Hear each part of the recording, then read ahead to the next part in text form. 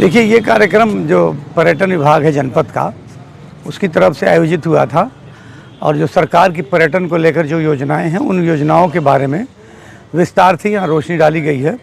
इसमें नगर के doctors, engineer और व्यापारी और तमाम संस्थानों के लोग, सभी लोग इसमें शामिल हुए थे। नगर पालिका के सभासद, जिला पंचायत के अध्यक्ष। तो उसमें ये बताया गया कि सरकार ने, यूँ तो बहुत सारी योजनाएं पहले से चल रही थी, मगर 2025 से सरकार ने एक नई योजना शुरू की है कि बेड एंड ब्रेकफास्ट, यानी आपका बेड और आपका ब्रेकफास्ट।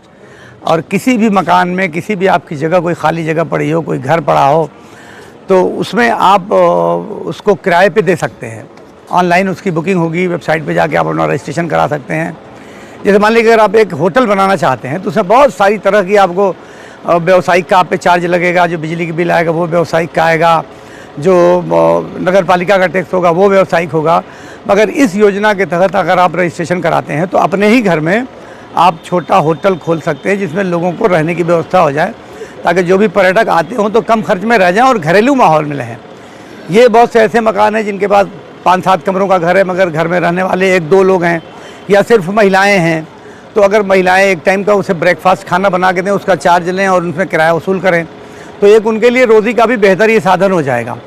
तो एक ये अच्छी योजना है और मैं मानता हूँ कि ये इसकी शुरुआत होनी चाहिए और जिस शहर में भी इसकी शुरुआत होगी उसका लाभ मिलेगा। इसका शहर और ग्रामीण क्षेत्रों में अलग अलग कुछ नियम है? नहीं, नियम तो जैसे एक है, इसमें किसी प्रकार के, सिर्फ एक ऑनलाइन रजिस्ट्रेशन आपको करना है उनकी वेबसाइट पर जाके।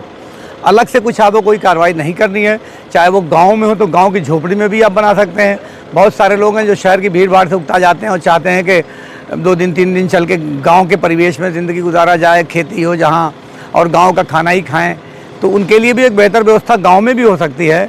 और उसके अलावा आज के इस कार्यक्रम में बहुत सारी योजनाओं के बारे में भी विभाग द्वारा बताया गया है कि किसी भी प्रकार का आप ऐसा उद्योग लगाना चाहते हो, कोई ऐसा व्यवसाय करना चाहते हो, तो उसमें सरकार की तरफ से 25%, किसी में 30% सब्सिडी दी जा रही है। बैंक से लोन में इंटरेस्ट रेट उसका कम होगा।